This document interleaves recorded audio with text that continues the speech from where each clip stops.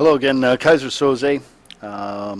This is the next segment of going over just a few failed attacks from our war with Dragon House. Just wanted to be able to capture them before they ended up getting erased. So, following up here, we've got Run's attack, the first attack on their number 3. I'm going to pause for a second.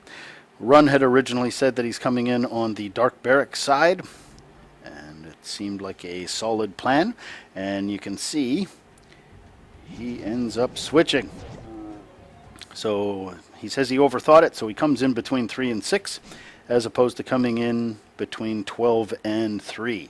So I'm going to just pause to show what we see here and what potentially is problematic with this. One, this is an air defense. Air defenses are critical when you're using air HGHB.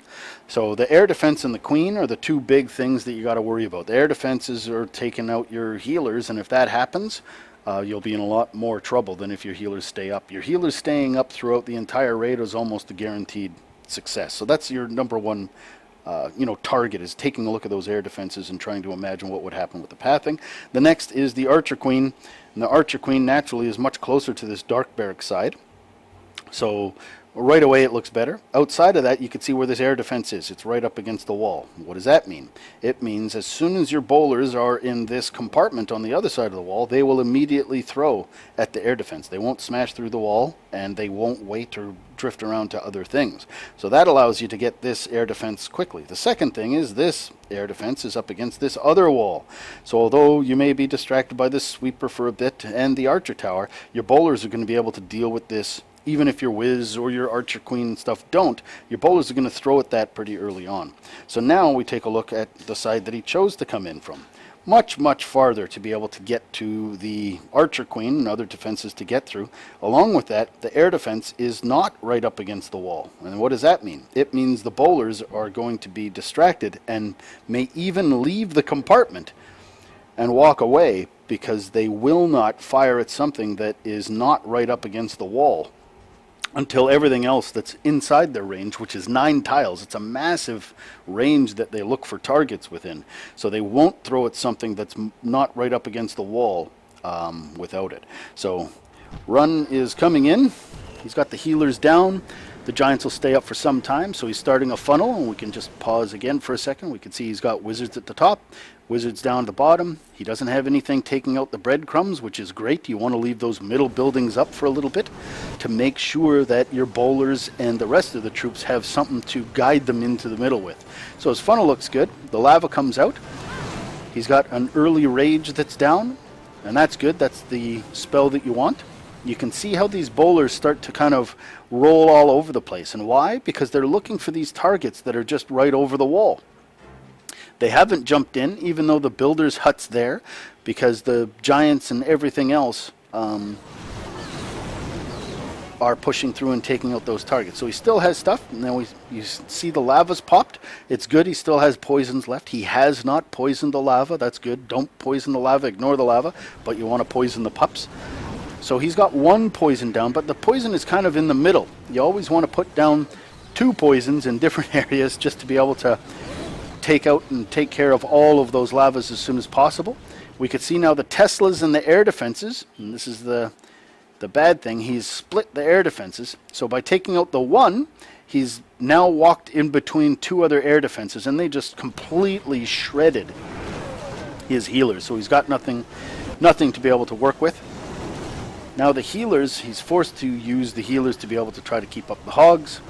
And that's never a good sign when you're using HGHB. You always want to use the spells on the troops and just trickle in 2 to 3 hogs per defense as those things are distracted. You can see how long that lava pup lasted for. And that's another bad sign. You don't want to have a poison spell and lava pups sitting around while you have that poison spell just not being used. So there's no chance naturally with the queen to be able to deal with that, and it results in a 2-star. So now we go back to more details, and we'll take a look at Chaser's hit on the same base. Oh, that is not the same base. Just hit the wrong replay, so let's call that up again. So now Chaser's hitting the same base, and he's going to come in on the Dark Barrack side.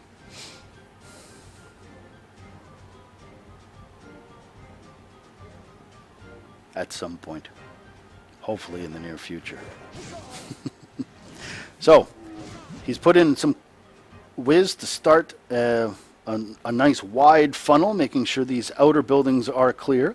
That's the other good thing about this side. These army camps and the laboratory, spell factory, they take up huge tile space. By clearing out just a couple of these buildings, there's a huge funnel being made, no chance of anything being distracted.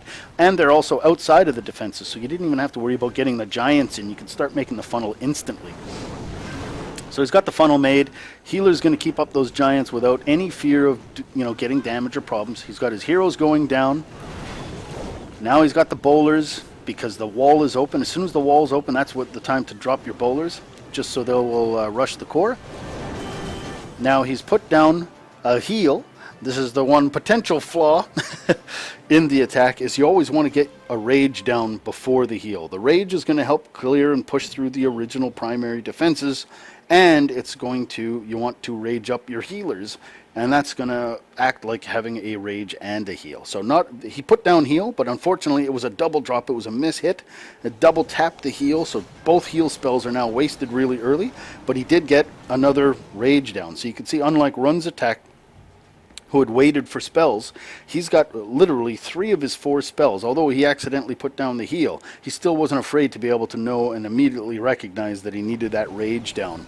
The early rage for HGHB is what's going to help take out a lot of these initial defenses and start pushing them to where you want to go. So you want to feed them those spells pretty early. So you can see the pathing now here is rolled off to the side, and this is certainly a problem because you want things to be able to push into the middle as quickly as you can. You can also see that this air defense is doing a lot of damage to the healers that are there. But you can see he waited until the lava popped. Now he's got down both poisons to try to help clean up these pups as quickly as possible. Even though these pups ran away from it, he was protecting the queen, or not the queen, but the healer from the pups with the second rage, and the queen targeted them. So he still has the one healer that's up. And you can see, look at this patience now. In terms of the hogs are just starting to come in. Look at how much damage. If you have a healer and troops alive, that's where it pays off. Really being patient before you need to worry about dropping those hogs in. You don't have to panic and get them in. If you have healers healing up the troops and giants and bowlers, they're slow moving. Give them an opportunity not only to destroy and take out some defenses, but to distract the defenses for you. Look at his hogs. No heal spells needed on those hogs, and the hogs just crushed it. He's got a huge pack. Almost every single hog has been left standing throughout the rest of the raid, and that's just because he allowed those troops to be able to stay and work. So he still has a bowler, still has a couple of giants, still has his archer queen up at the end of the attack. So literally double dropping that heal means he went in with 3 spells and was able to succeed where Run had missed it with 5. And literally 95 to 99% of the reason for the attack success was just choosing to come in a side where they're going to directly hit an air defense head on. They're going to deal with the archer queen quicker, and they're going to deal with the air defense being directly behind a wall. So that's what led to the success of that attack. So we're now going to show the attack on their number 4 by Neb. So this is going to be a Jenny. So you can see he's starting the queen walk portion of the Jenny attack already. So when you're dealing with Jenny, the 2 things you want, here's the CC range. You don't want to pop the CC because you don't have a rage. And you want to keep her safe from expos. So if we look at what 2 sides are being covered here, probably starting the queen walk along this side would have been better. The second portion where you get the golems and the whiz with the Valks coming in, you want to be able to deal with the clan castle. So it probably would have been a little bit better dealing on this side because there's no chance of popping the clan castle, and she's not the queen isn't going to run into expos for a long time. Here he's put her on this queen side, the queen on a side where she's going to end up running into the expo. So I'm just going to 2x it to speed it through a little bit. So the queen's doing a little bit of work cleaning out the trash. So I'm going to pause here again. So you can see the golems are going in. This is potentially the second issue on this attack. 2 golems are now going to be tanking on the same defense, which is the core. You want to be able to come in one side. It would have been better, I think, to put down one golem on the archer tower and one golem on the cannon. Then you can take out this entire wall of trash, feeding them into the middle. The other thing is the timing of it. Because this queen is already coming into range of where that X-bow is, you can see if the golem had been past this cannon and onto the archer tower, it would have distracted. No issue at all with coming in at 12 o'clock for the queen walk portion, as long as you get those golems and everything moving in to be able to distract this X-bow before the queen takes it. So instead, he's got it's like a corner attack as opposed to up against a flat wall. So that exposes some space here along the side towards 9 o'clock. You can see the queen is under fire from the X-bow. I'm just going to slow it down for a minute. And as a result of taking fire from the X-bow, she had to use her ability to be able to keep her up for a period of time. By using her ability, the X-bow now changes targets, starts focusing on the Jenny or the Valk portion of the attack that's coming in. You can see the jumps are pretty good. They're opening up access to the crossbows and to where the royals are. That's what you want from your jumps when it comes to Jenny. The heal goes down. That heal was great. I mean, that's where the Valks were and keeping them up. The problem here, because no golem was tanking, and he did have the two golems that were tanking basically the same defenses in the middle. Now this 9 o'clock portion is up, and the queen's walking on the opposite side, so it's going to take her a long time to get there. So now I'm going to stop because he has just started deploying cleanup whiz. You can see the wizards here. 2 of them were there, and 1 just died. So that, I think, ultimately is what led to the fail. I think everything else could have been saved, regardless of how that deployment went, if the cleanup whiz had have just simply waited. You have 3 wizards. You want to put them just basically where they're dealing with trash. You don't want to rely on 3 wizards dealing with defenses that will change targets. Even here, you can see that this 1 wizard that is put on the gold storage.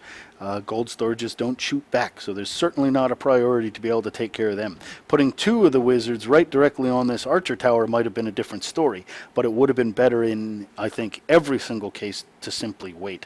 If you're worried about the length of time that it takes the queen to come around, putting a wizard behind the queen will help her mow down some of these targets a little bit quicker and may bring her around that much faster. So 1 wizard maybe with the queen to piggyback on dealing with the trash would have been okay.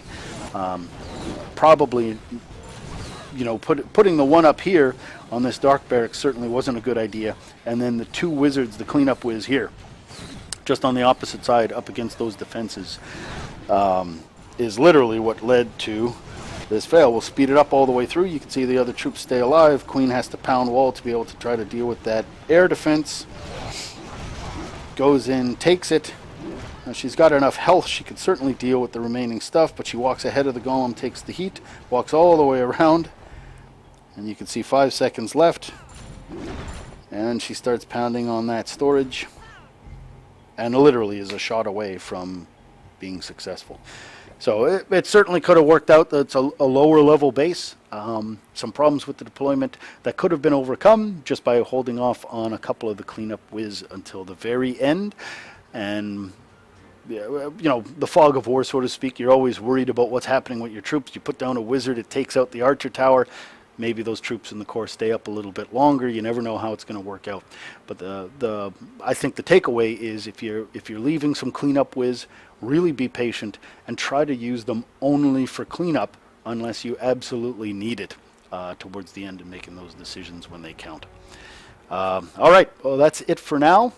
Kaiser Soze, maximum carnage, more to follow.